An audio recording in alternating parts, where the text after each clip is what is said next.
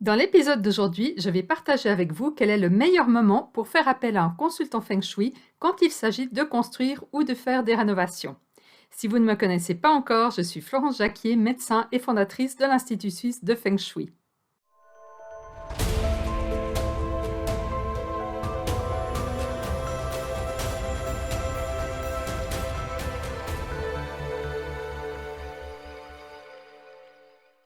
Aujourd'hui, on va parler Feng Shui, rénovation et construction.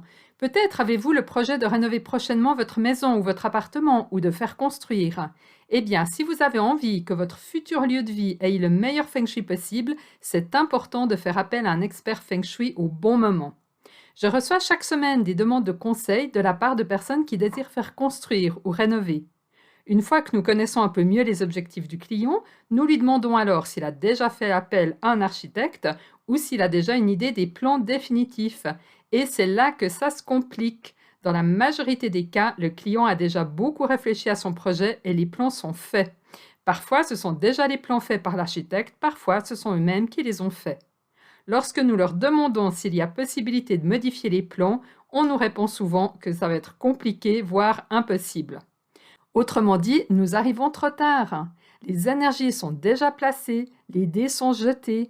Pourquoi? Parce que le Feng Shui qui fonctionne vraiment, celui qui donne des résultats, n'est pas basé sur la décoration, mais sur l'emplacement des différentes pièces dans la maison. Et s'il s'agit d'une construction, l'emplacement de la porte d'entrée et l'orientation de la maison seront prioritaires.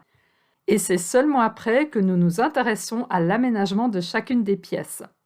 Lorsque les plans sont faits, cela signifie donc que les énergies dans chacune des pièces sont déjà définies, sans même que le client en ait conscience. J'ai d'ailleurs encore eu le cas il n'y a pas longtemps. Un couple est venu nous solliciter pour revoir entièrement l'aménagement de leur nouvelle maison. Après leur avoir proposé de placer la cuisine, les chambres des enfants et le séjour à des endroits bien précis correspondant à l'activation des meilleures énergies Feng Shui, ils nous ont répondu que l'emplacement de la cuisine était déjà choisi. Et en l'occurrence, ils avaient choisi, sans le savoir, le pire endroit possible pour la cuisine.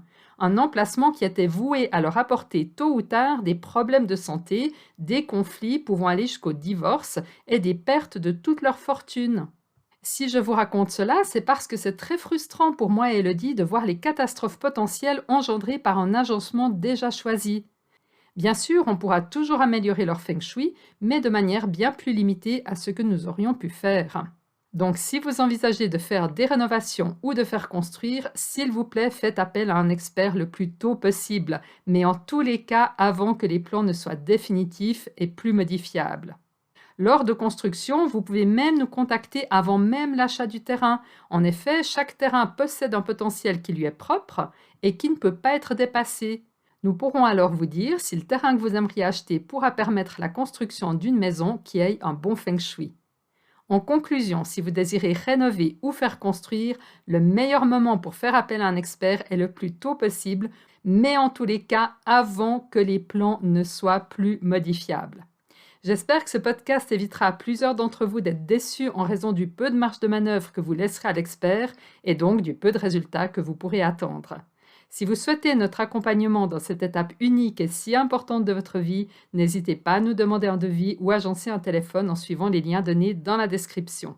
Dans la section des commentaires, n'hésitez pas à me dire si vous envisagez de rénover votre maison ou votre appartement prochainement ou si vous pensez faire construire. Ça me fera plaisir de vous lire. N'oubliez pas de vous abonner pour recevoir toutes les vidéos et tous les podcasts et de liker et de partager avec certains de vos amis qui envisagent peut-être de rénover leur maison ou de faire construire. C'est tout pour aujourd'hui, on se voit très bientôt.